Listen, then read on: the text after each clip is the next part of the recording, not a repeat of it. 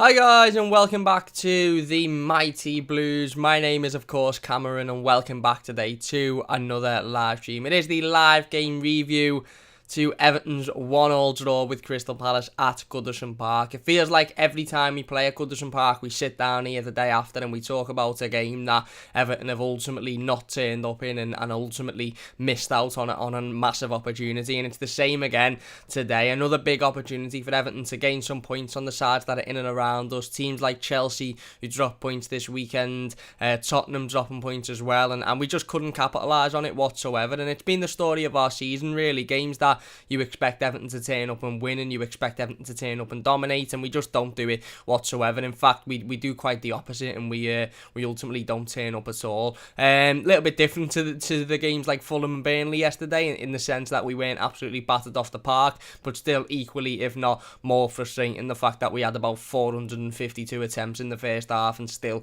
couldn't bury one of them. We're going to talk about the game in all of its detail today. We're going to talk about the missed opportunities. We're going to talk about some of the injuries that have affected Everton this season, that certainly affected Everton yesterday. And we're going to talk about Carlo Ancelotti's decision making, because as always, after an Everton defeat, social media isn't the greatest place to be, let's be honest. I mean, usually in normal regular times, you know, you turn up at Goodison Park and usually Everton wouldn't be as bad as we are at the moment at Goodison Park, but you turn up at Goodison and if you got beat, you'd go to the pub, you'd have a couple of pints after the game, you'd have a little bit of a rant with your mates, but after 2 or 3 pints down, you'd be smiling, you'd be happy, and you'd be looking forward to the next game. Where it's a bit different now, of course, you know, with obviously nothing being open and not being able to get down to the stadium. A lot of that outfall, if you like, sort of falls onto social media, and there was a lot of rash shouts yesterday all over Twitter about Carlo Ancelotti and Dominic Calvert-Lewin and Richarlison being dreadful, and we need a hole, this, that and the other. And look, the both of them yesterday were really, really poor, and we'll talk about the pair of them today. And I do think some of Carlo Ancelotti's decision making was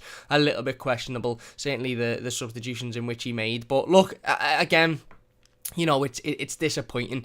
It is disappointing because when we turned up, you know, yesterday, sort of evening, and when you've seen the team sheet, and when, you know, all the way through the weekend, really, I'm thinking, yeah, we'll turn up on Monday, we'll get the 3 points, and we'll gain some, you know, big points on the teams that are in and around us. And I still find it absolutely, you know, unbelievable to say that if we'd have won yesterday, we'd have gone 2 points behind the team in 4th place, which I think is currently West Ham, with a game in hand before West Ham's game against Wolves last night. Now, I know West Ham beat Wolves last night, so that would have been a little bit different.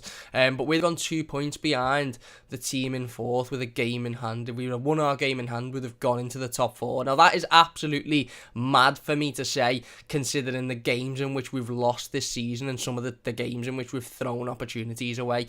Even with Fulham, Burnley at home, Leeds at home, Newcastle twice, we'd still have been within touching distance of the top 4 had we have won last night. And last night, for me, again, showed me that it's just been a really, really bad season in the Premier League this season. A really, really bad season, because to say that this Everton team is still in contention with a potential top 4 finish and European finish in itself just shows how poor the quality of the league has been. Because again, yesterday, we just didn't turn up. We just weren't up for it, and it's become the story at Goodison Park this season. It's become the common denominator is that every time we play at Goodison Park, I don't know whether there's a mental block there now. I don't know whether the players just don't respond as well as they do away from home. Whatever it may be, we just can't seem to perform well at Goodison, and it is becoming really, really frustrating because, you know, again, everything was set up yesterday. We'd had the international break. You know, players like Richarlison had had a rest for a couple of weeks. We knew James Rodriguez was returning to the team.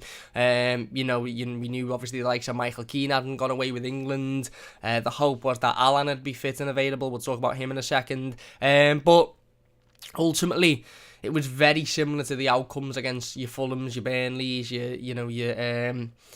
your Newcastles, etc. And I guess you could say we didn't lose the game, so it was slightly better than that, but it was still another game in which we should have expected to turn up and win, and ultimately we haven't won, and it's completely down to ourselves. You cannot have as many opportunities as we had in that first half and expect to deserve to win a game of football. We didn't deserve to win that game of football. It only took Crystal Palace, by the way, to put their foot on the gas a little bit in the second half, and that was it. You know, they only needed to play a couple of passes together. I want to talk about our midfield in this live live stream, because I seriously don't think, other than maybe Alan and Decore, who incidentally are both out injured at the moment, I seriously don't think we have any defensive-minded midfielders whatsoever. So when you're missing an Alan, and we've seen, when the team news was released yesterday, and Alan wasn't involved whatsoever, be it as a substitute or on in the start 11, you sort of knew deep down that Everton were going to really, really struggle, because as much as I love Tom Davies, and as much as we can talk about Andre Gomez and Gylfi Sigurdsson, none of them are really defensive-minded midfielders. None of them pick up the man who's free in space. So all as Crystal Palace were doing yesterday was playing nice 1-2 passes around us, and it was comfortable for them. And you've seen in the first half, they had 2 or 3 counter-attacks where they were doing that. They were playing between Zaha and Eze and Benteke. They were playing, a few nice combinations of just one-touch passes, and we were absolutely nowhere to be seen, and it either ended up in a poor effort by Crystal Palace, or Robin Olsen having to make a save, or I think Michael Keane had to block a couple on an occasion. But it completely, every single time they were doing it, they bypassed the midfield, and you could see that if Crystal Palace had a little bit more quality yesterday, they could have been, they could have scored 2 or 3 goals. Now, don't get me wrong, Everton should have been 4 or 5-0 up in the opening 25 minutes, and I'm not just saying that in terms of, Everton had a couple of really good, Everton had a couple of half chances that, on one day you could have scored. I'm not talking about half chances here. I'm talking about clear one-on-one opportunities that any other day you would expect both Richarlison and Dominic Calvert-Lewin, who are probably going to get a lot of stick in this live stream. So if either of them are watching, they're definitely not, but if either of them are watching, I'd click off now, because it's not going to be a very exciting one for you two. But the pair of them were embarrassing last night. Absolutely embarrassing. I'm not talking about opportunities that you'd say, it's a bit of a flip of a coin one. He could have scored, but it's not the easiest chance in the world. You don't really expect him to score that. I'm talking about one-on-one chances, which you'd expect a Premier League striker to bury all day, every day. I said yesterday in the instant match reaction, we're comparing the likes of a Dominic Calvert-Lewin to a Harry Kane, or an Aubameyang, or anybody else. I mean, there's talk of, and I don't really care about international football, and I don't really care too much about the upcoming Euros either, but there's talk about Dominic Calvert-Lewin going to the Euros and competing with Harry Kane. Dominic Calvert-Lewin won't be able to compete with Harry Kane. Harry Kane would have had a hat-trick yesterday in half an hour, and that's the simple fact of the matter. And I really, really like Dom, and don't get me wrong, I think there's a difference between having an opinion on one game of football and talking in depth in a situation like this about one specific game of football, and then saying that Dominic Calvert-Lewin's the worst player to ever put it on an Everton shirt and he shouldn't play ever again. I think that is the extreme that maybe some people decided to go to social media to express yesterday, and that's ultimately what social media is at the moment. As soon as you have a bad game of football, the world's ending and everyone's absolutely dreadful. I'm not saying that, but what I'm saying is, in that situation yesterday, in that game, the 3 or 4 chances that Dominic Calvert-Lewin missed would have been buried by a top class striker, and he and Richarlison, by the way, he doesn't get away with it. They both could have single-handedly won Everton that game yesterday. In that first half, we could have been 3 or 4-0 up going into half-time, no issues whatsoever, and Crystal Palace would have been completely void of confidence, but we weren't, because we missed those opportunities. Like I said, Crystal Palace were playing some nice 1-2 passes, and it was threatening. I was sitting there watching in the first half thinking, if these had just a little bit more quality in their attacking line, if they had a better striker than Christian Benteke, or if they had somebody that can hit a ball from 30-35 yards, they'd probably have scored a couple themselves, because their play overall, we were hitting them on the counter-attack and not taking our opportunities. We had the counter-attack with Andre Gomez in the opening 6 minutes, which we'll talk about in a second. We had the Dominic Calvert-Lewin one-on-one. We had the Richarlison one-on-one. That's all well and good. They weren't necessarily hitting Everton on the counter-attack. They were just playing better football than us through the midfield. The 1-2 passes were, we just couldn't deal with it. And that's what I'm talking about when I say we haven't got a defensive-minded midfielder. We don't have a midfielder that goes, hang on, these are playing 1-2 passes here, he's going to get it and it's going to go to him, so I'm going to go for the ball, or I'm going to go and get, I'm going to go and make sure I intercept that pass. Everything just seems to be standing and watching, be it Sigurdsson, be it Gomez, be it even Davis yesterday. Everything just seemed to be, we'll just stand and watch it happen, and ultimately they didn't have enough quality to make us pay in that first half, but you always sort of knew it's only going to take one chance here, and they'll bury it, and ultimately that chance come with 3 minutes to go, and we've dropped 2 points in a massive fight for Europe. And we can talk as much as we like about fighting for Europe and whether or not we will finish in the Europa League competition. I wouldn't be surprised if we finished in the Champions League. I really wouldn't, not because of how good Everton are, are or because we deserve it. We don't. I won't be surprised if we finish in the Champions League, but I'll sit here on live stream and laugh my head off for about half an hour straight, because it'll just show how poor of a level the Premier League is at this season. But you know, teams are dropping points left, right and centre. Chelsea had their arses handed to them by West Brom.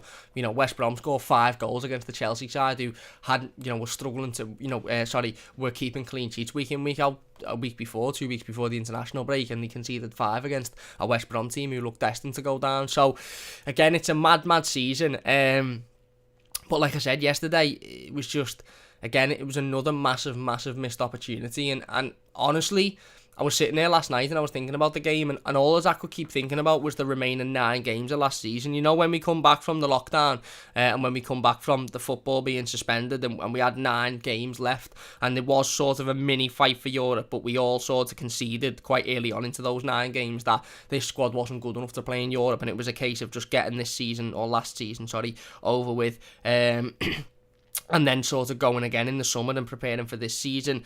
I'm not going to lie, I honestly see the last 9 games of this season going very similar to the last 9 games of last season, to be honest, because I just don't see where Everton are getting any sort of consistency from it. If you can make a point, if you can make an argument to that, then please do make an argument in the comment section down below. Big thanks to everybody for joining us in the comments, by the way. If you're enjoying this stream so far, please do hit that like button, share the stream, try and get as many people in here as we possibly can. But I just don't see where Everton are getting the consistency from to have a real challenge for Europe. Now, I'm not saying that we won't finish in Europe. I'm not saying that whatsoever. But what I'm saying is, I can't conclusively say now that I'm confident Everton will finish in a European place, be it the Europa League or, well, the Champions League. I think is far beyond now, because I think for the Champions League now, you're going to need teams with consistency. It might be the best team. For example, West Ham might finish in the Champions League this season. They're not the best team in and around that top sort of 7. I'd say Tottenham have got more quality. I'd probably say Chelsea have got more quality. But they've got consistency, West Ham, and they consistently beat the teams that are below them. They might struggle against the teams that are in and around them, but they consistently beat the teams that are below them, and that's something that Everton haven't got. We haven't got that consistency, and that's why, like I said, I can't conclusively say that I'm confident that Everton finish in a European place this season. Would I be surprised if we do? No, I wouldn't. I absolutely wouldn't be surprised if we do, because again, like I said, it's a mad season and I still think we can win games. I wouldn't be surprised if we turned up against Arsenal away from home in a couple of weeks and beat them. I would be surprised if we beat Tottenham, because it's at Goodison, but we've already beaten Tottenham twice this season, so it wouldn't surprise me if we beat them. But Everton haven't got that consistency that I can sit here and conclusively say, yeah, we'll finish in a European position. I wouldn't be surprised if we finished 10th. I'd be as surprised if we finished 10th as I would if we finished 4th, put it that way. I really would, because like I said, I revert back to the last 9 games of last season, and I'm not just saying that just to bring it up, but the last 9 games of last season, I think we won 3, we drew 3, and we lost 3. That is the absolute epitome of inconsistency. That is literally the physical, what's the word I'm looking for? Explanation or whatever the word is, that the physical sort of being of inconsistency is winning 3, losing 3, and drawing 3 within 9 games, and I honestly can see the end of this season going in the exact same way. To be honest, I can see us winning 3, drawing 3, and losing 3, because we don't seem to have any consistency whatsoever. West Ham, just talking about West Ham there, West Ham do very well at beating the teams that are below them. You know, okay, the teams that are in and around them they might struggle against, and the teams that are above them they might lose to, but teams that are below them they'll beat comfortably. And I know last night Wolves brought it back to 3-2 whatever, but they still hung on and they won that game, and they're now in the top 4. Everton don't have that consistency whatsoever. We could turn up against a team that are above us, i.e. a Man City or a Man United, and lose, and we'll all sit here and say, yeah, we lost there to a team that are better than us. Or we could turn up to a team that are, above us and beat them, i.e. Chelsea at home, Arsenal weren't above us, but typically Arsenal at home, Liverpool away from home. Who expected that? Tottenham on the opening day, who expected that? But we can also turn up against teams that are literally dog awful and in a relegation. By embodiment is the word I'm looking for. Nice one, Phil. That is the physical embodiment of inconsistency, is winning 3, drawing 3, and losing 3. Or we could turn up against teams that are in a relegation dogfight, who haven't had a decent game all season, like Newcastle, and literally make them look like prime Barcelona, like Fulham, and make them turn into absolute quality. Look at Fulham the other day. Fulham turned up. Can't remember who they played. They were playing. Who did he play? Aston Villa on Sunday afternoon, and they went 1-0 up, and they were looking good, and they were playing nice football, and all of a sudden Aston Villa just sort of turned it on a little bit, almost turned the gear up, like they said, yeah, we'll put it into sort of gear 2 now, and they just ran away with it. I think Trezeguet scored a couple of goals, and they just, Ollie Watkins got the third one, and they just completely ran away with it, and Fulham looked dead and buried. Aston Villa had that ability to turn that quality on and just run away from a team that are fighting at the bottom end of the table. We don't seem to have that ability at the moment. Everton don't seem to have that ability to go, yeah, you know what, we'll turn it up a notch here and we'll go and we'll win this game comfortably. Every game just seems like every side turns up and comfortably beats us at Goodison Park, or comfortably performs against us at Goodison Park, and it's really, really, really starting to do my nothing, if I'm being completely honest. It really, really is, because, you know, again, it would be such a shame, and I said this last week, it'd be such a shame if Everton didn't finish in a European position this season. It really, really would, after, you know, the season that we've had in terms of some of the wins that we've had, the Anfield win, the win against Tottenham, the wins against Chelsea and Arsenal, but it wouldn't be surprising if we didn't. It really, really wouldn't. If you're enjoying this team, by the way, so far, please do hit that like button. We will get into the live comments in a moment. If you're new to the channel, don't forget to subscribe as well. Don't forget to check out the Football News 365 app as well. Fantastic app. You can check it out in the description down below. Keeps you up to date with all your latest Everton news, scores, predictions, Premier League table. I know it's probably not the best time to check up on all of that stuff, but it really, really does help out the channel if you would download it. And the app is ran by an Evertonian as well, so it would mean a great deal to the creators of the app if you could download it. So first link in the description, absolutely free to download on Apple, iTunes, Android, all of that good stuff. So yeah, get it downloaded in the description. Anyway, let's get on to the game then. We will get in the comments in a moment, but let's get on to the game. Carlo Ancelotti selected his starting lineup at around about 5 o'clock when we all expected it to be. As expected, James Rodriguez was back amongst the starting 11, which was a welcomed return, I think, for all of us Evertonians to see James back in the team. James Rodriguez, by the way, what a footballer. We will go on to talking about him in a moment, but what a footballer he is. The fact that some Evertonians even doubt this lad's ability is beyond me. It's absolutely beyond me. This lad is creating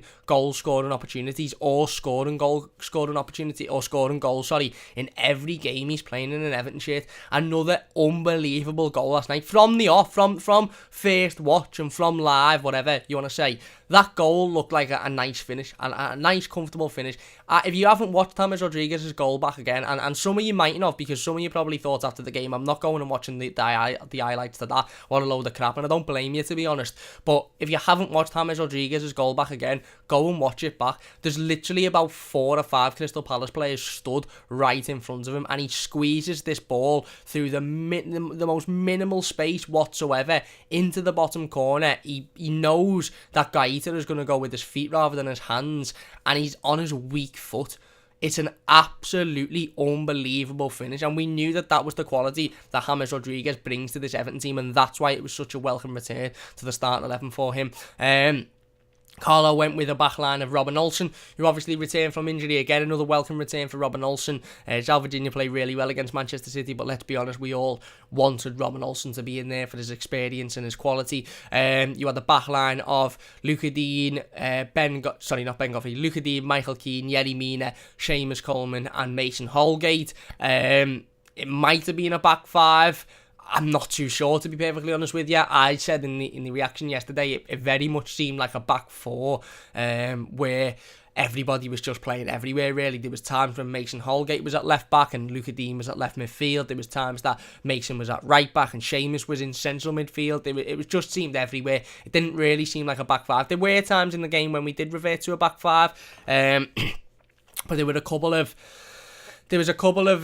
Crystal Palace attacks down our right-hand side where you're sort of looking for Seamus Coleman, and he stood in the centre of midfield next to Tom Davies, and it's Michael Keane who's sort of playing at right back, and you're just sort of scratching your head thinking, what's going on here? But again, a visible sort of player extinct from that starting 11, if you like, or not available in that starting 11 was Ben Godfrey.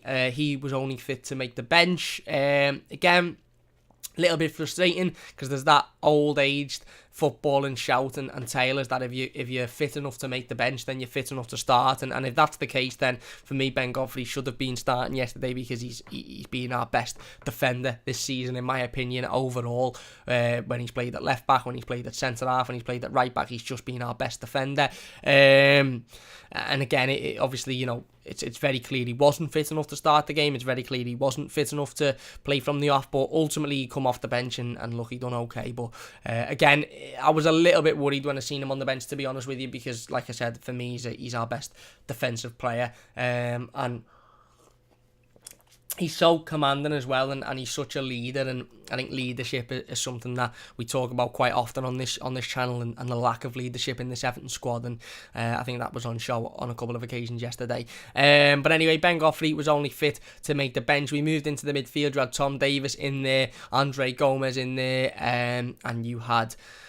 can't remember, my mind's gone blank. Tom Davies, Andre Gomez and James Rodriguez were in the centre of the midfield, and then of course we had Richarlison and Dominic Calvert-Lewin as the forward players. No Alan involved whatsoever, and we're sort of just scratching our heads at this point, aren't we, really? Because we can talk about the inconsistency of Everton, and we can talk about the way in which we've performed at times against these sides that we should be beating, and look, none of it is acceptable. That performance, that result last night's not acceptable if we're wanting to play in a European competition. The results against Fulham, Newcastle, what have you, they aren't acceptable if we want to be playing in a European competition, etc, etc. But how badly have we been done with injuries this season? I mean, when was the last time we had an entire fit midfield? And I'm not even including Fabian Delph in that, because he's never, ever fit. When was the last time you can honestly sit there and say Everton have got a fully fit midfielder? And I'm going to take my glasses off because I can see them reacting with the green screen, and I don't want people to think that I've got one eye. So we'll take them off. Not that there's anything wrong with having one eye, but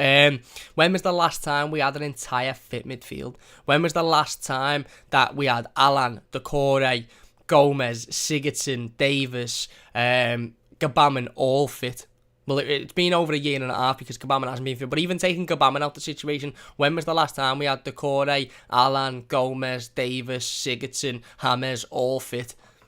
I honestly can't remember. And again, yesterday, you're sort of scratching your head thinking, where's Alan? Why isn't Alan involved? Now, Carlo come out before the game in his interview with Sky and said that Alan and Alex Iwobi wasn't involved either. Both had picked up slight injuries in training, and they weren't going to be available. Iwobi was a miss, I suppose, because it gives you a little bit of a different option, but Alan was an absolutely... he was a detrimental miss to this Everton team. He really, really was, because ultimately... again, like I said before, we don't have many defensive-minded midfielders whatsoever. We simply don't have many defensive-minded midfielders, and the amount of times that Crystal Palace attacked yesterday, the amount of one-touch, one-play passes that Crystal Palace made yesterday, and everybody was just standing around looking at them. Everybody was just standing around going, oh yeah, Saha's just played it to Benteke there, he's played it to Eze, yeah, they've got a chance here. Nobody was tracking the men, nobody was anticipating, nobody was intercepting, nobody was getting on the end of those passes and sort of, turning them into attacks for ourselves. We were just watching Crystal Palace play nice 1-2 easy passes around us, and like I said, if they had a little bit more quality yesterday, they could have won the game as well. It's just that they didn't have enough quality in the final third. But yeah, the obviously the absence of Alan was a massive miss, and we knew it was always going to be.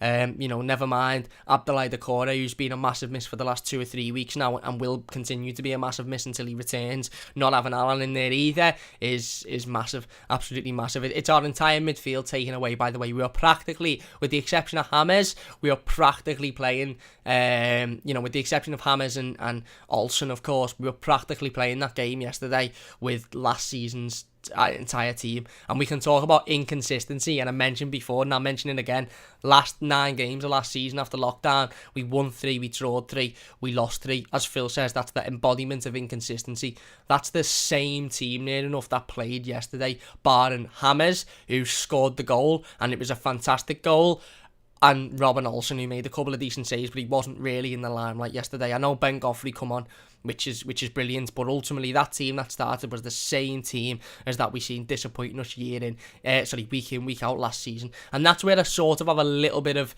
again, that's where I back Carlo Ancelotti, and I do back, and I'm not going to sit here and say I want him sacked because I don't. That's where I back Carlo Ancelotti in terms of that. the players that he has brought in this season, they've all had massive injuries, barring Ben Godfrey. Abdoulaye Doucouré out for 10 weeks, Alan he's had out for 3 months, and James Rodriguez has been out for 2 or 3 months. Okay, he's featured in between here and there, but he hasn't had a consistent run of games since the start of the season, so he spent a lot of the season out as well. So pretty much every signing Carlo made, barring the goalkeeper, who again Robin Olsen was out for a few weeks, barring the goalkeeper who again isn't really, he's not much in the limelight. He made a couple of good saves, but nothing you wouldn't expect Jordan Pickford to make. And Ben Godfrey, who's been arguably our player of the year, every signing we've made has had big injuries this season. So I do sort of feel for Carlo in that sense, I do. But Alan was out, obviously, and then we seen Jean-Philippe Gbamin welcome back to the substitute bench, which was great to see. I will talk about Gbamin in a moment, because I just, personally, I don't think it was the right substitution to make, but it was brilliant to see him back on the substitute bench, and it was brilliant to see him, for himself, get back onto that pitch at Goodison Park. It's been a long, year and a half for Jean-Philippe Gbamin, returning back to fitness, having setback after setback, a lot of people doubting him and doubting whether or not he'll play for Everton again. And look, he stepped on the pitch and he didn't do anything particularly wrong yesterday. I don't think he should have been on the pitch, if I'm being brutally honest, and I'll explain that in a moment. But he done okay. And it was great to see him back, and that'll do him the world of cover as well. That'll do him the world of confidence, and hopefully, he can return and get a little bit more match fit, and then have an important role to play before now and the end of the season. Before we get into the game in itself, I want to talk about some of the missed opportunities that we had. Dominic Calvert-Lewin and Richarlison just having a dreadful game. Let's get into some of the live comments before we do that. Big thanks to everybody for watching it live. 30 people currently watching. Really do appreciate it if you're enjoying it so far. Please do hit that like button. Don't forget to subscribe to the channel if you're new as well. Eth says, shocking Cam, how bad are we at Goodison? Think we get Europe still? We're awful at Goodison, mate. We're absolutely awful at Goodison. I'm starting to believe that there's a little bit of a mentality issue at Goodison Park now. I'm starting, look at this cup, by the way. My girlfriend bought me it for not Valentine's Day, Easter, just gone. It's if you remember the old CFAX, the old teletext, where back before mobile phones and the internet and all of that stuff, you couldn't just log on to Live Scores or Football News 365 or any other scoring application and go, right, well, let's see how Barnsley are doing, let's see how Newcastle are doing, let's see how Man United are doing. You'd have to go on the old CFAX, on the old teletext, and have a look at the scores. And this is a teletext. It's a mug. You can't see it because the camera won't focus. It's a mug, but it's actually of the Merseyside derby win for, there you go, 2-0. Richarlison and Sigurdsson there. Absolutely brilliant. Love it. Absolutely love it. If you're wanting to know where she got it from, I think she found it on Twitter, so go and have a look on Twitter and you'll be able to see it, but it's brilliant. Anyway, in terms of think we'll get Europe, to be honest, mate, like I said, I wouldn't be surprised if we did. I wouldn't be surprised if we didn't at the moment. I would be equally surprised if we finished 10th as if we finished 4th, because, again, not just because of Everton themselves, but the inconsistency of this league at the moment is ridiculous. It's absolutely ridiculous. Teams are dropping points left, right and centre. Teams are picking up points left, right and centre. The team that are the most consistent at the end of the season will get in those European positions. And I know that sounds stupid to say, and it sounds like a proper Michael Owen statement, but it does. It honestly does. And people sit there, and even last night I seen people on Twitter saying, West Ham will fall off, this, that and the other. If there's one thing that David Moyes does really, really well, it's get consistency out of his players. He mightn't have the best players, he mightn't be in the best form, he mightn't have the best personnel at his disposal, but he will get consistency out of those players, whether it's at a relegation level, whether it's at a mid-table level, or whether it's at a European challenging level. He will get consistency out of his teams. They will almost always, certainly if they're playing teams below them, pick up points, win games. Even against Arsenal, they should have won comfortably. They were 2-0, 3-0 up, whatever it was. And they didn't. Arsenal pulled it back. Last night, Wolves could have pulled it back, but they didn't. They held on. David Moyes will get consistency out of that West Ham team. And in the last 9 games of the season, it will be the side with the most consistency that'll finish in those European places. And Everton haven't got consistency. So, honestly, I don't know, mate. Everton Blues says, hey, Cam, love the vids. Do you think Europe is gone after yesterday? We might be in the Europa League conference, which is okay, but not the Europa League. I don't think it's gone, per se, because, again, like I said, it's such a mad season. But I'm certainly not confident that we'll finish in the European position, put it that way. Justin says, big clear out in the summer and hopefully a few decent signings need to be made. Stuart says, watching live from the Philippines is right, Stuart. Thank you very much. Really appreciate that. And then he says, don't think we played particularly bad. We were just very wasteful, taking hammers off baffled meat. Well, we'll talk about the substitutions later. because I don't think any substitution was made through tactical means, to be honest with you. I think every substitution, and I really do hope that every substitution was made through, issues with fitness or issues with injuries, to be honest, because if any of those 3 substitutions were made tactically, then it baffles me, because, well, other than the Gomez Sigurdsson one, which is clearly made for an injury, the Hammers Gbamin one must have been made through fitness reasons for James. It can't have been made tactically, and the Coleman one absolutely can't have been made tactically because he was the best player on the pitch. Again, in terms of playing particularly bad, like I said before, it was, we're sitting here and it almost feels like a carbon copy of the review against Fulham and the review against Burnley and the review against Newcastle, but it's not really, because in those games we were absolutely dreadful. We were really, really bad, and we got played off the park. We didn't get played off the park yesterday, but I don't know what's more frustrating: Everton turning up and being absolutely crap and getting battered left, right and centre, or Everton and turning up and having 43,000 opportunities and not taking any of them and only drawing a game against the side that we should be beating. I don't know what's more frustrating. It ultimately all combines in the same outcome, and that is that we've dropped points in a game that we should have been winning. Tom Newton says, ironic that the players who apparently are worth a fortune and demand European football are the ones who let us down. Dugout says, loving the new background cam. Cheers, mate. Really appreciate that. Got the green screen up and going again. David says, I hope we get the Conference League. To be honest, yeah, I don't know. I don't know an awful lot about this Conference League, to be honest with you. I'll have to educate myself on it if we do finish in it. Adam says, hi Cam lad, we are just not good enough, but saying that, a different day we score them chances and win the game. Well, Ped from Toffee TV put out a really good tweet yesterday. It was during the game, I think, and he said that Richarlison scores Dominic Calvert-Lewin's chance, and Dominic Calvert-Lewin scores Richarlison's chance, and I actually think that's quite a good explanation, to be honest. I do. I think if it was flipped, then we'd have had 2 goals comfortably there. But how many times, and I love Dominic Calvert-Lewin, but how many times do we sit here and say he misses too many one-on-one opportunities, he misses too many chances that you have to score? How many times this season have we sat here and said Richarlison's had a stinking of a game and he's had 3 or 4 good chances that he hasn't taken? It's getting a little bit ridiculous now, and like I said, Dom's got 23 goals for the season. Absolutely brilliant return, and he's improved drastically. He really, really has improved drastically. And if Dominic Calvert-Lewin wants to be seen as a good Premier League striker, then that's fine. That's absolutely fine. If Dominic Calvert-Lewin wants to be seen in the same bracket as maybe a Patrick Bamford or I don't know, maybe an Ollie Watkins, then that's great. Sound, he's a good Premier League striker. He'll miss chances, he'll score chances, brilliant. But he doesn't. Dominic Calvert-Lewin wants to be seen in the same light and talked about in the same light as a Harry Kane, as a Pierre-Emerick Aubameyang, as the best strikers in European football and in the Premier League. And if he wants to be seen in that light, he simply has to be scoring those chances. And I'll say it again, Harry Kane gets a hat-trick in 25 minutes yesterday comfortably. Dominic Calvert-Lewin doesn't, because he misses those one-on-one chances. For me, he panics in front of goal. When he's got a split second to make a decision, he usually makes the right decision. When he's got a couple of seconds to make a decision, he panics. His confidence goes out the window. He doesn't remain calm. He panics and he just lashes at it. And ultimately, that's what he did on 2 or 3 occasions yesterday. And again, him and Richarlison have cost us 3 points there. They really, really have. You can talk about defensive errors and all of that stuff and substitutions, but you can't have that many chances and expect to win. Lee says, people underestimate Coleman's ability to get us up the pitch and relieve pressure, and aging Coleman is still our best right back. Hammers close ball retention is also meant we took off both. Like I said, it must have been tactical. Chris says, I agree, Cam, this season is bonkers, and Lee says, technically Europe still it's completely in our hands. There'll be no one else to blame, but yep, the rest will finish stronger. Sadly, I agree. And Robert says, 7 defensive players on the pitch. This negative attitude has run through this club for decades. I thought Ancelotti was here to change that. Well, he is, mate. But again, yesterday was not good enough. Was not good enough whatsoever. Yeah, look, again, let's get into some of the chances then. We're 33 minutes into the live stream and we haven't even talked about any of the opportunities. And I think that just says that we don't really want to talk about it. But anyway, we will. It all started off in the opening 5 or 6 minutes, the end of the game, really.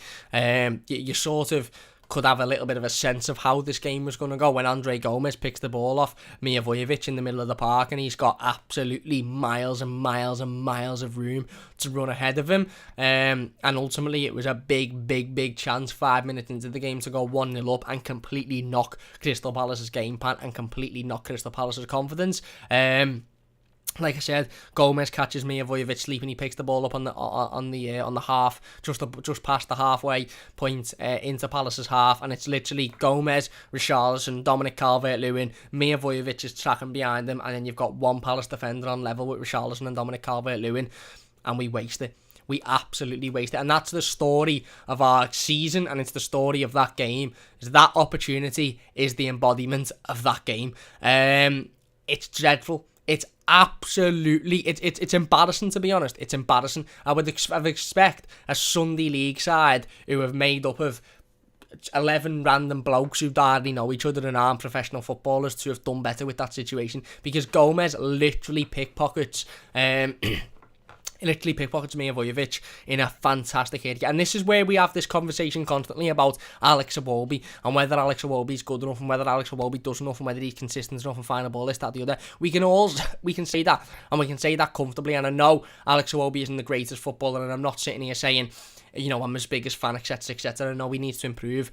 And I know he was injured yesterday, so he wasn't in contention of playing. But you have to sort of sit back and think, if Alex Iwobi picks that ball off Milivojevic there, if anything, he probably still can't play a decent final pass, because he can't play a decent final pass anyway, but he's got the pace to be able to break away there and get into a good area and either play it across to Richarlison or Dominic Calvert-Lewin or have a go himself. Now, don't get me wrong, it may have ultimately ended up in the stands anyway, because he'd have probably laced his foot through it and blasted in fucking Stanley Park. But you look at Andre Gomez in that situation and you think, it's 6 minutes into a game. You've nicked the ball off an opposition player. You've done nothing for the opening 5 minutes because the game's only just starting to balance itself out. You've nicked the ball off an opposition player in the halfway line and you literally look shattered. He looked shattered already. And look, he went off 20 minutes in with an injury, and we hope it's nothing serious for Andre Gomez, of course, but he looked like he was playing with an injury, to be honest, for the entire game. Because 6 minutes into the game, he nicks the ball off a player in the halfway line, and he doesn't look like he's got the energy to go further. And that was shown in the pass, by the way. Don't get me wrong, Richarlison, stupidly enough, Richarlison is standing miles offside. He should have had a little look at his man and determined where his man was and stayed on side. But I said this yesterday in the reaction. I'm Andre Gomez here. I've picked the ball up from Milivojevic. I'm running that way. I take one look to my left. I can see where Richarlison is, where Calvert-Lewin is, and ultimately where the last defender is. I can very, very, very clearly see with both of my eyes that the last defender is behind Richarlison, thus making Richarlison offside. Not offside by a millimetre, not offside by a toe, offside by about 350 miles, mate. It was the M6, he was offside by the M6. He was miles offside. Andre Gomez can see that with one look. So he either doesn't look, panics, or isn't fit enough to move the ball forward, so he just hits it and hopes that Richarlison is onside and he gets on the end of it. That's not good enough. 6 minutes into a game. You know, if that was the 87th minute or even the 78th minute and Andre Gomez had ran around all afternoon, you'd say, yeah, you know what, probably a little bit tired there. That's probably a little bit of fatigue. That's 6 minutes into a game. If a player is panicking and hasn't got the energy to make that run 6 minutes in, shouldn't be starting. He absolutely shouldn't be starting whatsoever. The only option for Gomez then was to get his head down and run as fast as he can run, get himself into the box, the 6-yard box, whatever, and then either have a go himself or look for the pass for an offside player. He doesn't pick his head up, he panics, he can't be bothered doing the running, and he just lashes it to Richarlison, who if he'd have had a little look himself would have clearly seen that he's miles offside, absolute miles offside. It's lazy. Ultimately, it's lazy by Andre Gomez. It's lazy by Richarlison for not keeping his run, but it's lazy by Andre Gomez. It was a massive opportunity 5 or 6 minutes into the game to get it, not necessarily go 1-0 up, because again, there was still a lot of work for Richarlison to do, and ultimately, when Richarlison picked up the ball, he ended up fluffing his chance anyway. But it was a massive opportunity for us to pick the ball up and ultimately to go and create a chance, and we fluff it. We fluff it instantly by Gomez being too lazy and giving the ball to Richarlison, who's clearly in an offside position. That for me, again, you sort of sit there and you one part of you is thinking, right, okay, we're only 5 minutes in. It's a good start, it's a positive start. Go out and do that a couple of more times and go and hurt them. But another part of you is saying, You can't have those. And my dad says this every time we miss a chance, by the way.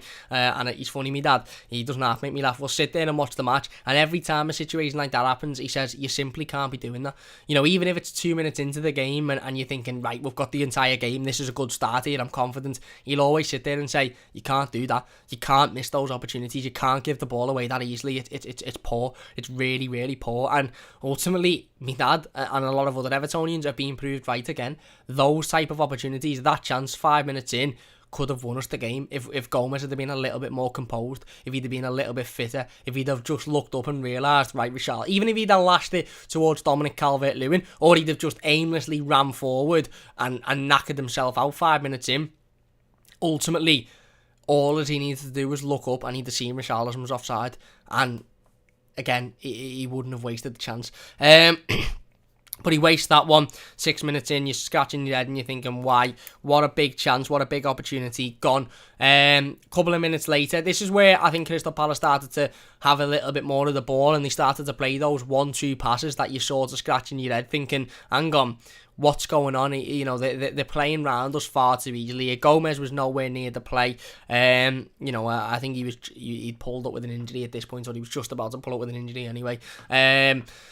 Like I said, Davis wasn't really involved. He didn't have his greatest of games whatsoever. The back line was just constantly switching between Holgate at left back, Dean at left back, Dean at left mid, Keane at right back, Coleman in the midfield. It was constantly chopping and changing. And they had a couple of decent opportunities. I think Eze had a shot just after the Gomez chance where I think it's Zaha and Benteke are playing a nice couple of 1-2 passes and they get it through to Eze, who has the shot and Olsen gets down and saves comfortably. And again, you're sort of sitting there thinking, well, okay, it's not the greatest shot and it hasn't caused us much damage, but you can clearly see there that it's far too easy for them to play through us. It's far too easy for them to play through that midfield. And it was shades of Burnley when Burnley were just playing nice 1-2 passes. I honestly think, you know, again, you've got Tommy Lee, Phil, Daniel, Mario, Diego, Lenny, Joshua in the comments there. Who else have we got in the comments? Carl's in the comments. Big thanks for joining us. Kieran Rant's in the comments. Phil's in the comments. Robert's in the comments.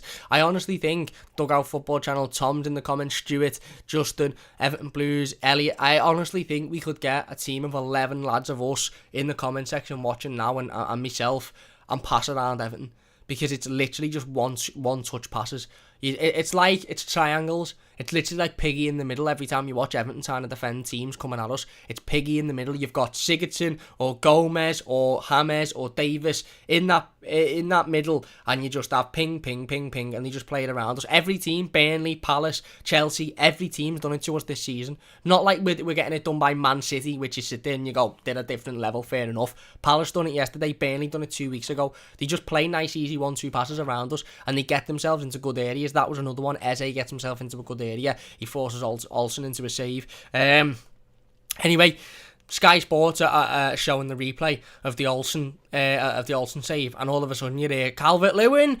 Calvert-Lewin's gone up the other end and ultimately missed the one-on-one, and you don't see it at first because the replay is still showing, so you'd only see Gaeta make the save. And I sat on the couch and I was sort of sitting there on the couch and I almost closed my eyes and I didn't pray, but I sort of hoped that wasn't as easy an opportunity as we all thought it was. I sort of sat there and went, please don't let that be a one-on-one. Please let that be something where he's taken on 3 defenders and he's tried to get it round the keeper and the keeper's just made a good save. Or please make it that it's fell to him and he's had to make a quick decision and ultimately he hasn't been quick enough to make his decision. Don't let that be an easy one-on-one that he's lashed at the keeper again. Ultimately, the replay shows it. I think it's a big long ball up by Mason Holgate, probably the only decent ball he played in all game. Big long ball up by Mason Holgate. Dominic Calvert-Lewin gets on the end of it, gets the wrong side of Gary Cahill, who's absolutely in dreamland. Gary Cahill may as well be, sat at home watching the telly. Doesn't know where Calvert-Lewin is, and Dom fires it into Gaeta, and I'd say forces Gaeta into a save. Don't get me wrong, that Gaeta was brilliant yesterday for Crystal Palace. He was absolutely exceptional. If Robin Olsen doesn't stay in the summer, I'd be going after Gaeta, to be honest, because I think he was fantastic, absolutely fantastic yesterday. But he doesn't necessarily force him into a save, does he? He hits it at him, and that's the issue I have with Dominic Calvert-Lewin this season and at the moment, and I've said it before and I'll say it again, is he rushes his decision making. he's not calm in front of goal. And for a striker who scored so many goals this season and improved so much in the last year and a half or so, he's not composed whatsoever when he's got time to think. When he's not got time to think, he's brilliant. When he's got a snap at a shot, or when a ball's coming across the 6-yard box and he's just got to get on the end of it, he's great at doing that. But when he's got a couple of seconds to think and he's got the ball at his feet, he's really, really poor. He really, really is. And if you were to say to me, Cam, you've got, Everton are 1-0 up in an FA Cup final. It's the last minute of the game and the opposition team have hit the post 3 times in the last 10 minutes. You've got an Everton player going one-on-one with the goalkeeper to score and solidify an FA Cup win for Everton. Who would you want it to be? I honestly think Dominic Calvert-Lewin would be the last person I'd want going one-on-one with the goalkeeper. I'd honestly pick Ben Godfrey, Yerry Mina, Michael Keane over Dominic Calvert-Lewin, and that's saying something. He's our striker. He's scored 23 goals this season for Everton Football Club, and that's not me saying he's a bad finisher or he's a bad player. He's not, and this is where, again, the difference between, being able to criticise Dom on a specific part of his game that he needs to improve. I'm saying he's the worst player ever and he shouldn't be in the team. I'm not saying that, but what I'm saying is one-on-one opportunities in front of goal where he's got time to think and he panics. He absolutely panics. He loses his composure, he loses his calmness, he loses his cool, and more often than not, he either lashes them into the goalkeeper or he lashes them wide. And again, that yesterday, a perfect opportunity, big ball up, Gary Cale's completely wrong-sided and he's got a chance to put us 1-0 up there after a poor bit of play in the opening 5 minutes with the counter-attack. He's got the chance to put us 1-0 up and, ultimately give us that opportunity to, really take that step up on Palace, and he doesn't. He hits it straight at Gaeta, and ultimately that is the issue. But he wasn't the only one. Again, a couple of minutes later, Richarlison has an opportunity. This time Andre Gomez puts a good ball into Richarlison. He's in the centre of midfield. I think Gomez, he slides it into Richarlison, who again, one-on-one with Gaeta. 9 times out of 10, you'd put your house on Richarlison scoring this one. He doesn't. He hits it straight at Gaeta first time. He gets it back and he can't sort his feet out, and Gaeta picks it back up again. And, ultimately that swandered again. And within the space of 10 minutes, Everton have had 3 chances. And again, like I said at the start of the team, not 3 chances where you say, you know what, could have gone either way then. We could have scored. We didn't, it wasn't, not in 2 big chances, but not big chances. I'm talking 3 massive goal scoring opportunities that teams that are fighting for European competitions, teams that are fighting for the top 4, teams that are fighting for the top 6, score those chances. Teams that are fighting for the top 6 are 3 or 4-0 up at half time in that game yesterday and are comfortable and are cruising. We didn't. Couple of minutes later, again, Richarlison has another one. James puts a quality ball in from the corner and Richarlison gets on the end of it. This one isn't as easy, but ultimately he gets on the end of it and he's free, and he should do a lot better with the header. He should guide the header a lot better. We then obviously had the Andre Gomez injury. Gomez goes off, Gylfi Sigurdsson comes on, and look, I don't think Gylfi Sigurdsson individually yesterday had a bad game. I think he was picking the ball up, his passing was okay, he intercepted a couple of chances, but again, in terms of what I was talking about before with teams playing 1-2 passes around us and just it being absolutely comfortable for teams to play around us, Andre Gomez and Gylfi Sigurdsson are like for like. Absolutely like for like. It's like replacing my left arm with my right arm. It's pointless. It's absolutely pointless. They're like for like. And Gylfi Sigurdsson's a better footballer than Andre Gomez. Don't get it twisted. He's a better footballer. He's a much more creative footballer. He's a better passer of the ball. He's more composed. And he makes less mistakes than Andre Gomez. But when off the ball, they're both the exact same player. And that's the issue that Everton have, I think. This is one of the biggest issues. And I might do a live stream on this tomorrow, actually, talking about this specifically. Let me know if you'd like to see it. But one of the biggest issues Everton have is on the ball. We've got a lot of good players. Gomez is alright on the ball. Davis is good on the ball. James is obviously brilliant on the ball. Sigurdsson's decent on the ball. We've got a lot of good players on the ball. But off the ball, when we're not in possession, we are dreadful. We are absolutely dreadful. Nobody tacks runners. Nobody intercepts. Nobody runs back. Nobody throws unless it's the Michael Keane or Yerry Mina. Talking the midfield, by the way, nobody throws themselves in the way of any passes, in the way of any shots. Nobody intercepts balls. Nobody sort of expects passes to go a certain way. Everybody out of possession in that midfield just stands and watches. And it's like, I can't remember, it's like table football where, the ball sort of, you hit the ball and it goes a certain distance across the pitch, and then you can't control that then because you can't move the players. That's what our midfield's like. They then just stand still, and it's so easy to play 1-2 passes around us. Watch how many times Palace done it yesterday. I know nobody wants to go and watch that game again, but if you do watch it again, look at how many times Palace just played nice, easy 1-2 passes around us. Burnley done it 2 weeks ago. We're not talking Manchester City here. We're talking about teams that are mid-table. Some even fighting for their lives in the Premier League, and they're playing easy 1-2 passes around us. And that's what Gylfi Sigurdsson and Andre Gomes both offer you. Gylfi's a better footballer, and I don't think he had a bad game yesterday when he come on. But in terms of defensively and his off-the-ball work, he's atrocious. He's absolutely atrocious. He doesn't move enough. And neither does anybody else other than Abdoulaye Doucouré and Alan, who incidentally are both out injured at the moment. And maybe you could say, well, look, Carlo didn't expect both Alan and Doucouré to be out at any one time, so you can't blame the manager. That's fair enough, but it just shows me that we need more players like Alan and Doucouré than we do Gomes and Sigurdsson. But anyway, Sigurdsson come on. Gomes, for me, had been playing with an injury from the first whistle, to be honest with you. He clearly isn't fit. If he was fit, he'd have taken that ball in the opening 6 minutes and ran with it. Clearly isn't fit whatsoever. Sigurdsson come on and you're thinking, right, okay, maybe you give us a little bit more quality, maybe you give us a bit more than Gomes has given us, and we might have a bit of a better opportunity to go on and win this game. Again, the first half goes on. Palace this time have had a couple of opportunities. I think Dominic Calvert-Lewin had another one from a corner. Ball comes in and he completely screws it from a corner kick.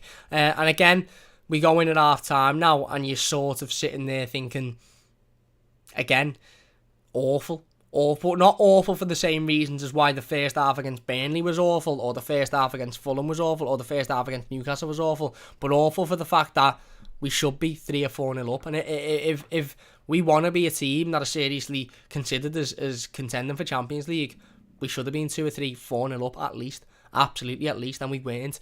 But the glimmer of hope, and I said it on Twitter yesterday, the glimmer of hope was that Carlo Ancelotti will have had a big team talk at half time.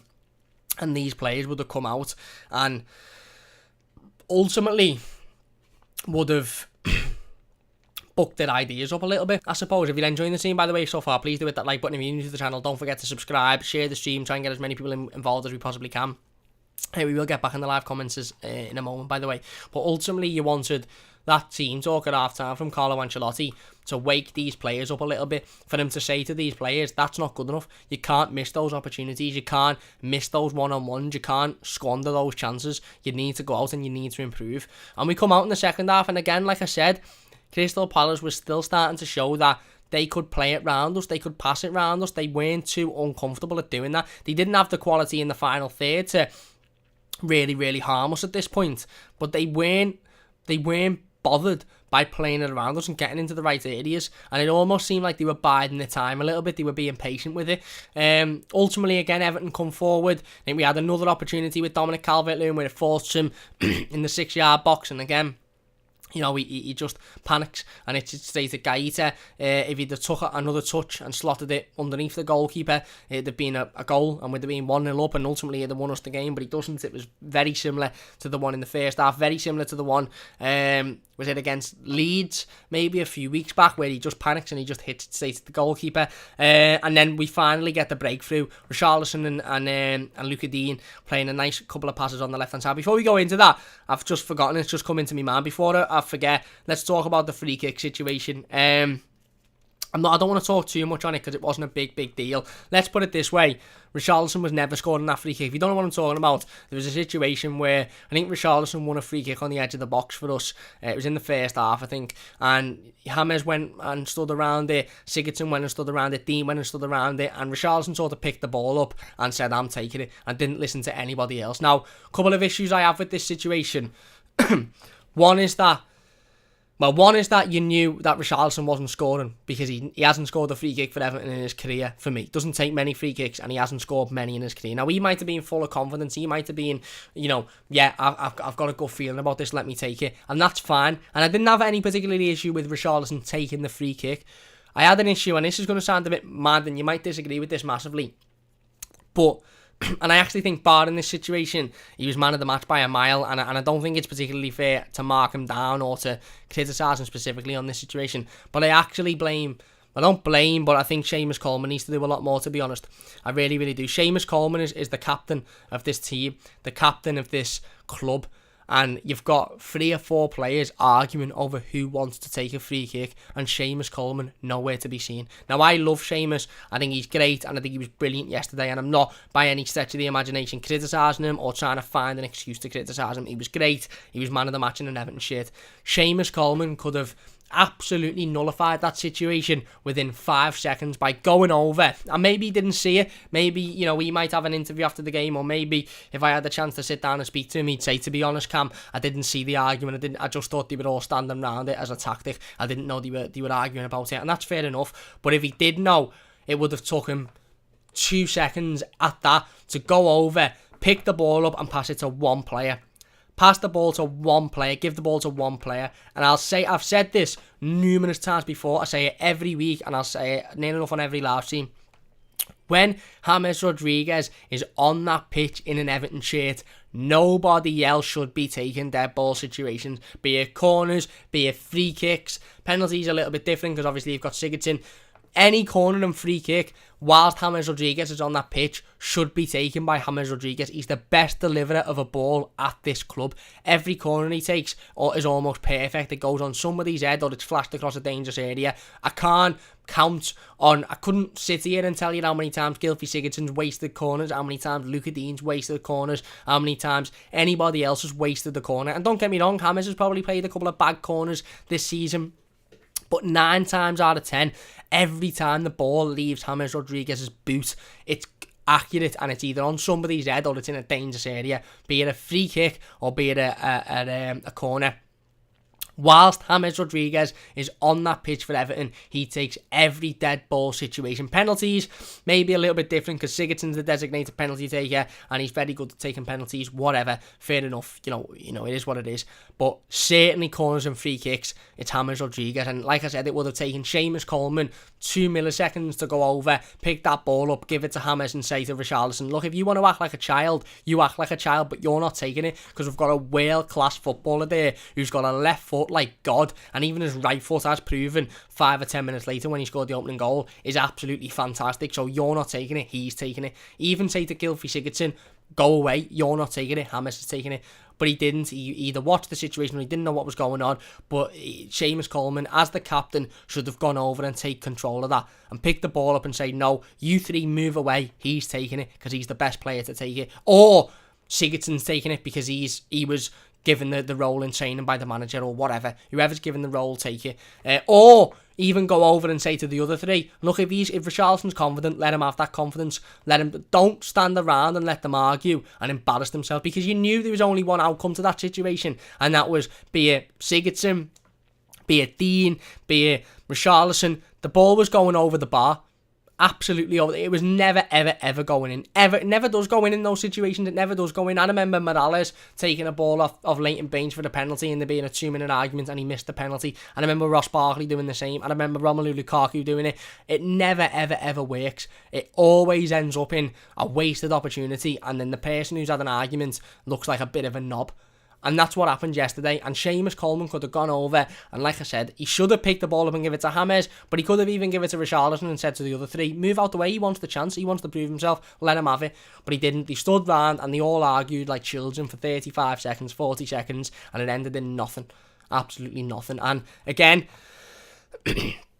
maybe I'm reading a little bit too far into it. Maybe, maybe this isn't the case, but it just seems like a little bit petulant from everybody, really. Again, this is meant to be a team game. This is meant to be a game. You know, these are meant to be a team of players who love playing for each other, who want to play for each other, who want to help each other, and they're all sort of standing around having a little bit of a bicker about who should take a free kick. It's a little bit of a nonsense. Anyway, let's get into the goal, and then we will get into the live comments again, I do promise. James Rodriguez picks the ball up. Sorry, no, he doesn't. My head's gone. This is what Everton do to you. Your head just goes. Richarlison and Luca Dean play a nice couple of passes together. I think Richarlison flicks it backwards towards Luca Dean. Luca Dean plays a good pass into the box. Gylfi Sigurdsson's on the end of it. He shoots. It's a decent shot, to be fair. It's blocked, I think, by the defender. Dominic Calvert-Lewin slides in to get on the end of it. He can't get on the end of it. Seamus Coleman, who, like I said, barring that situation for me, was my man of the match yesterday, picks it up, plays a ball across the box, and James Rodriguez fires it into the back of the net. Now, like I said it before, honestly, it's one of the best finishes of a football I've seen all season. If you look at it again, there's 4 or 5 Crystal Palace players standing in front of James Rodriguez. The goalkeeper has pretty much got every angle of the goal blocked off. He had a great game yesterday, Gaita. Every angle of the goal blocked off. And James Rodriguez puts the ball in the finest of places in the corner of the goal. Squeezes it in with his weak foot. It's a brilliant... And it all happens within the space of a second. It's a fizzed ball by Seamus Coleman. And the control, the accuracy, the weight on the shot... Like I said, the precision, it's just all pitch perfect. And that's what James Rodriguez does for you. That's the type of quality that James Rodriguez brings to you. Every single time he's on that Everton pitch, he's creating clear opportunities or he's scoring them himself. It was quite similar to the goal against Manchester United, where the ball's fizzed at him at pace and he just completely... He doesn't take all of the pace out of the ball, but usually most players in that situation would have lashed their foot through it and it'd have landed in my back garden and the ball would still be there now. I said it yesterday, I wouldn't have been confident with any other Everton player being on the end of that pass from Seamus Coleman than James Rodriguez. It's an absolutely exceptional goal. Philip says the goal to save time. James gets the ball, has a quick look, head down, swats it in. Thank you very much. It's a great goal on his weak foot as well, as DG says. It's an absolutely exceptional finish. The amount of players in front of him, the accuracy, the perfect weight of the shot. It's perfect, and it just embodies how good of a footballer James Rodriguez is. But anyway. We go 1-0 up and you're sort of thinking, right, get him. Brilliant. Go on and ultimately go and win this game now. Go and, short it up. Don't concede anything stupid and go and win the game.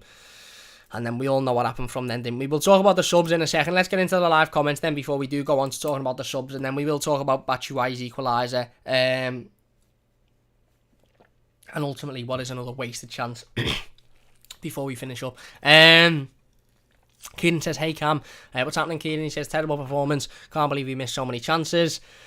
Again, Everton, isn't it, mate? Lee says, Cam, what are your thoughts on the ever-changing formation to position? Surely doesn't help the consistency. Holgate suddenly left centre-back, for example. Yeah, again, to be honest with you, mate, I don't think it does help. I don't think it helps anybody that we're constantly changing formation, that we're constantly changing style. I understand that we need a plan B, that we need a plan C, and maybe Carlo Ancelotti would have gone with the usual style that we've usually gone with Alan in the midfield and Godfrey at centre back and Davis next to Alan, etc. And then you found out that Alan wasn't going to be fit and he had to change it last minute. I don't know. We've had a lot of injuries this season and we've needed to adapt an awful lot of times. I'd love to know how many different styles and tactics and formations in which we've played this season, because it must be a mad amount. But I agree. I just think when you talk about consistency and when you talk about needing that consistency between now and the end of the season, the constant changing in formation and tactic and players isn't helping. Diego said, but again, I also look at it and think, well, Carlo Ancelotti's got his hands tied behind his back a little bit here because we're having an injury every week again. Andre Gomes went off yesterday, another injury in midfield. Don't get me wrong, I'm not Andre Gomes' biggest fan. I don't think he's a great footballer, but it's another injury in an area of the pitch that we don't need injuries in. Diego says, if I was Carlo, I'd seriously thinking about getting a coach for Tane and Diesel and Richarlison in one-on-one definition classes. Yeah, to be honest, I think Richarlison, I think Dominic Calvert-Lewin as well needs to work on those one-on-one opportunities, because it's stopped him. If Dominic Calvert-Lewin could compose himself and finish in those type of situations, he'd have another 5 or 6 goals this season easily, and he'd really be in contention and challenging for that golden boot. And they're the chances that you'd expect him to score. By the way, the head against Tottenham, you don't really expect. The head against Liverpool, you don't really expect. The one-on-one opportunities, you'd expect him to score, and he doesn't. Carl says, do we need a new fitness team? 3 players sent home from international duty for not being fit, and so many injuries this year. Again, the fitness side of it has been questioned for years and years and years, to be honest with you, mate. I can remember a couple of years ago when we were talking about the fitness team and Everton not being good enough, but, ultimately, I don't know. I don't know enough about that to make that decision. Lee says, yeah, Carlo wanted one such finishes to get better. Probably didn't cross his mind that they can't score a basic one-on-one.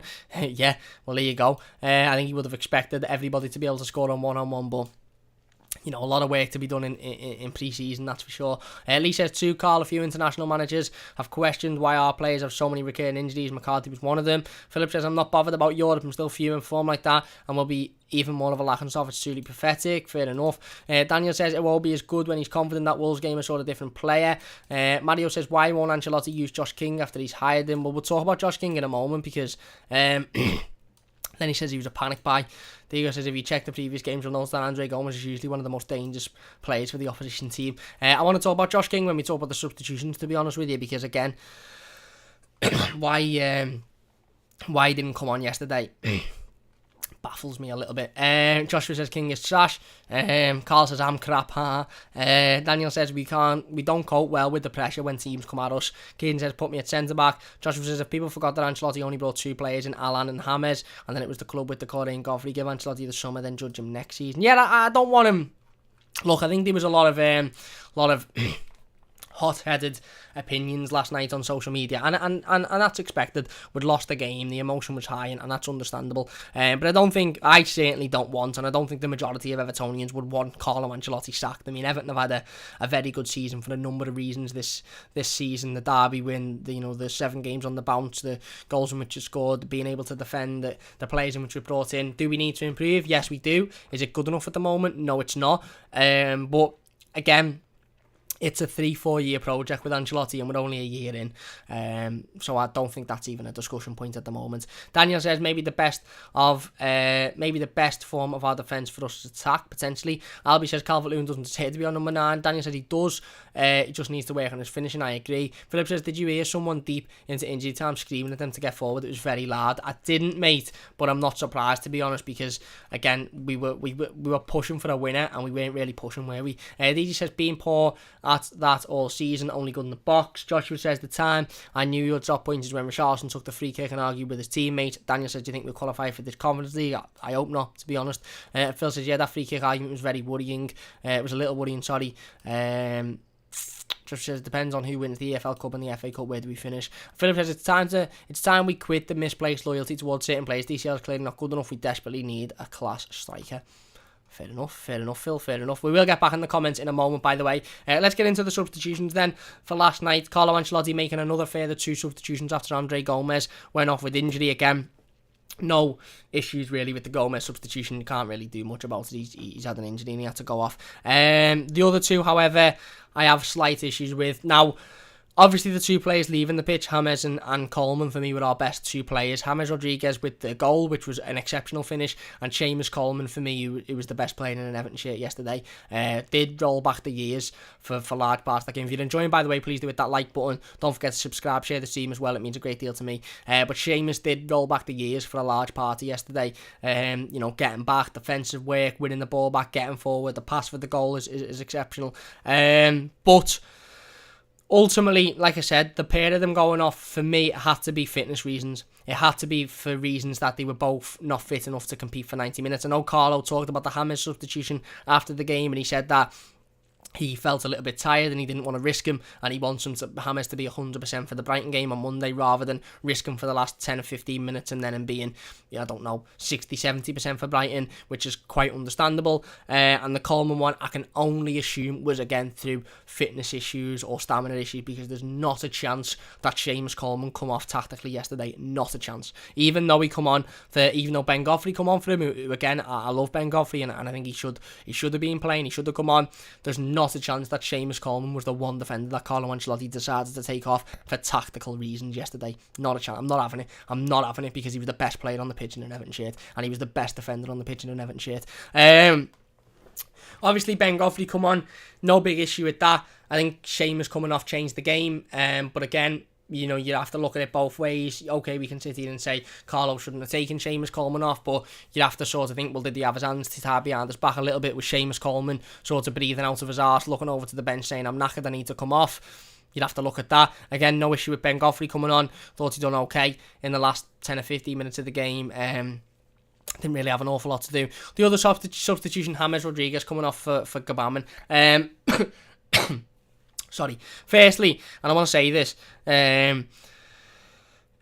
it's brilliant to see John-Philip Gbamin back in an Everton shirt. I said it in the instant match reaction yesterday. It's absolutely fantastic to see John-Philip Gbamin back in an Everton shirt. It really, really is. A year and a half, this lad's had out injured. Hasn't played an Everton game since the last season, the very, very start of last season. And, he's fought setback after setback after setback. He'll have fought so many issues, in terms of himself, in being able to battle through those setbacks and through those injuries. And it was absolutely unbelievable to see John-Philip Gbamin back, even amongst the substitutes yesterday, even at Goodison Park in the matchday squad. It was brilliant to see him back in that team. It really, really was. Should he have come off the bench? No.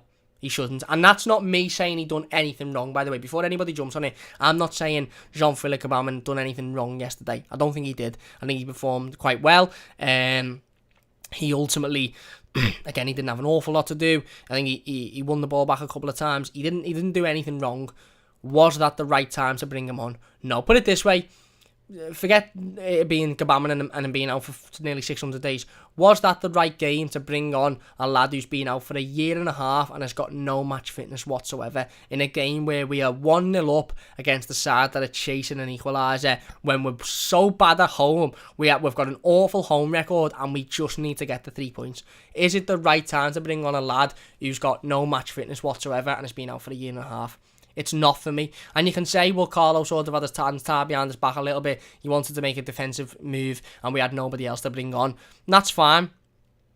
I don't know why he didn't just bring Josh King on for James Rodriguez. To be honest, Dominic Calvert-Lewin and Richarlison couldn't finish the dinner all game. So why he didn't just bring on Josh King for either one of those two earlier on in the game, I don't know. But for as much as it was great to see Gbamin, and it was, and that'll do him the world of confidence, and I'm not blaming Gbamin whatsoever, and it's brilliant, and I hope to see him again within the next sort of, couple of weeks or so, and I think this next week or so will be great for him to get that training, and I think that'll have done him the world of confidence, and maybe that's why Ancelotti did it. He brought John-Philip Gbamin on to give him that little bit of a confidence boost, and because he knows he's going to be an imperative member of this squad between now and the end of the season with Doucouré's injury, and he just wanted to sort of get him out there and have him give a final 10 or 15 minutes. And that's fine. But I just think it was the wrong substitution in the wrong game, personally, for me. Look, if we were 3 or 4-0 up and we had nothing to lose and we weren't going to draw that game, then yeah, bring John-Philip Gbamin on, brilliant. Have him on last 5 or 10 minutes, fantastic, no issues with it whatsoever. But we were 1-0 up, they were chasing the game, and you bring on a lad who very clearly isn't up to it fitness-wise. He's off the pace, and understandably so, and I don't blame him for that whatsoever. I really, really don't blame him for that whatsoever.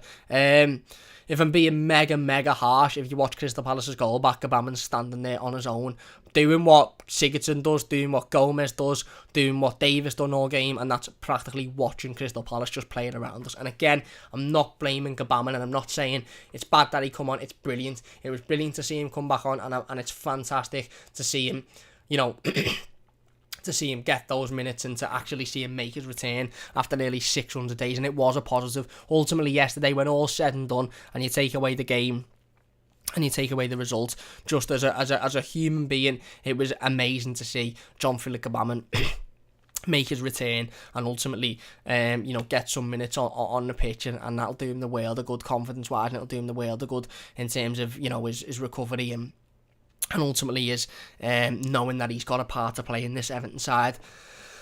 But personally for me, and it's just my opinion, you can disagree with it if you want, I don't think it was the right substitution. I just don't. Like I said, if we'd have converted any of those 3 chances in the first half, 4 or 5 chances in the first half, then fine, yeah, bring him on, brilliant. And I'm not blaming Gbamin. I blame yesterday on not being able to defend in the last 10 minutes, and Richarlison and Calvert-Lewin couldn't finish in the dinner. I blame them on us not winning. I don't blame Gbamin whatsoever. I just think it was a bit of a... I just think it was a little bit too early for Gbamin in a game that he really didn't need to be brought on in.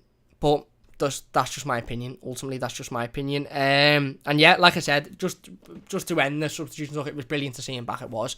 I just would have preferred to see Josh King, because he maybe would have given us a little bit more going forward. And again, Josh King hasn't proved anything for me to conclusively say that he would have, but I just think he'd give us a little bit more going forward than Gbamin ultimately did. And then yeah, we bring on Gbamin, we bring on Godfrey, we take off two of our best players, we concede with 3 minutes to go. Again, far too easy. It was carbon copy of the chances that Crystal Palace had in the first half, really. It was carbon copy of the chances that Crystal Palace had in the second half. Nice 1-2 passes, playing it around us, getting to the right areas. Michael Keane steps up ridiculously. Robin Olsen comes flying out stupidly as well. Like I said, the ball completely bypasses the midfield.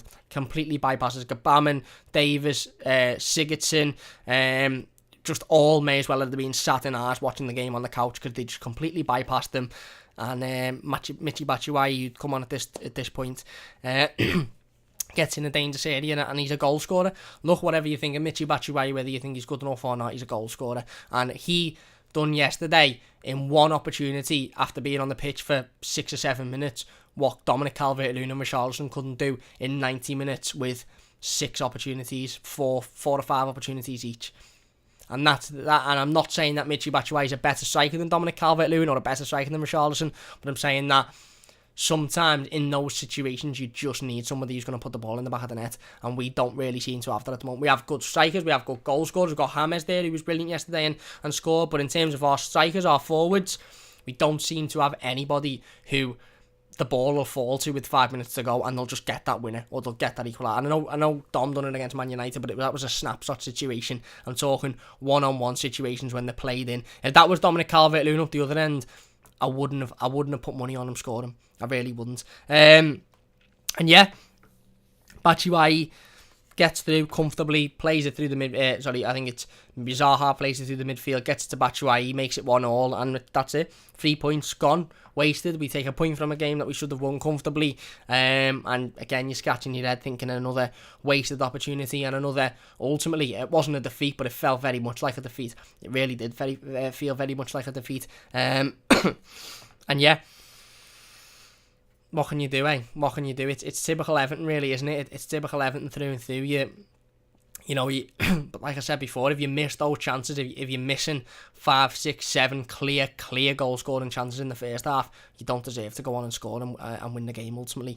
And we didn't win the game in the end. It was poor defending, it was poor play to allow Palace to get through, but it was exactly what had happened for the majority of the game, to be honest. They'd got through far too easily. They just didn't have the quality to put the ball in the back of the net until it fell to Michy Batshuayi. And yeah, Everton take a point and miss another massive opportunity to take an advantage on the likes of Tottenham and Chelsea, who both drop points this week. West Ham winning yesterday, yeah, it's gone blank. Villa winning, who are now 3 points behind us, I think, on Sunday afternoon. And yeah, Liverpool winning on Saturday as well.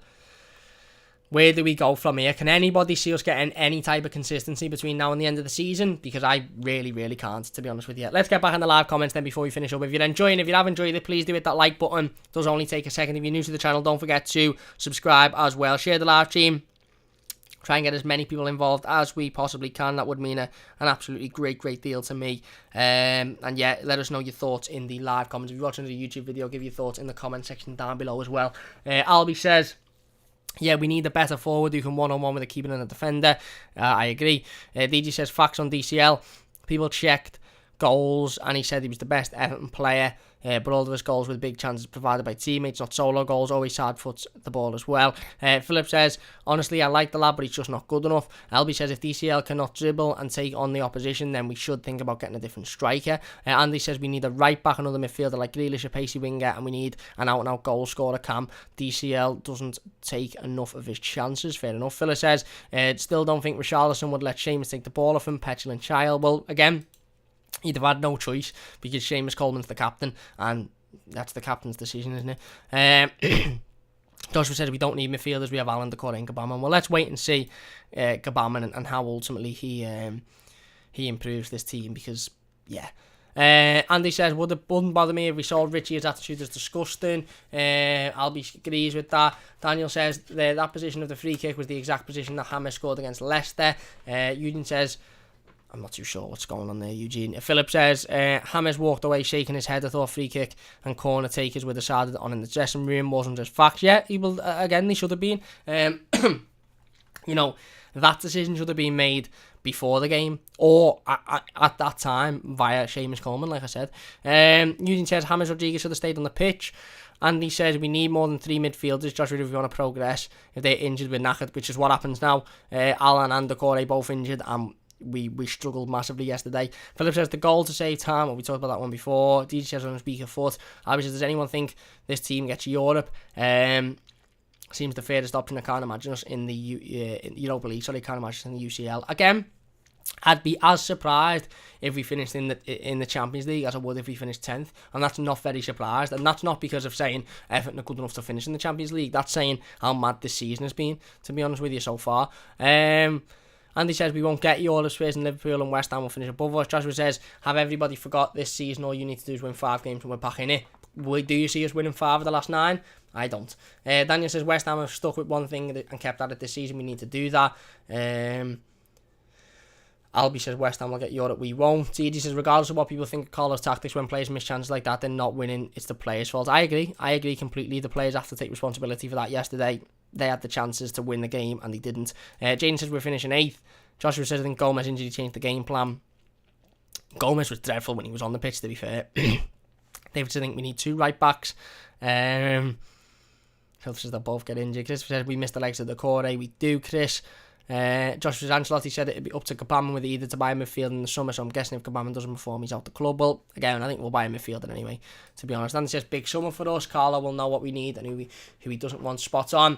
DJ says maybe Carlo's counting in Kabam, so he's getting minutes. And I understand that, but I just don't think it was the right game for him to come on in, if I'm being honest. Douglas says Everton being Everton next season, probably have a great home record, but crap away one.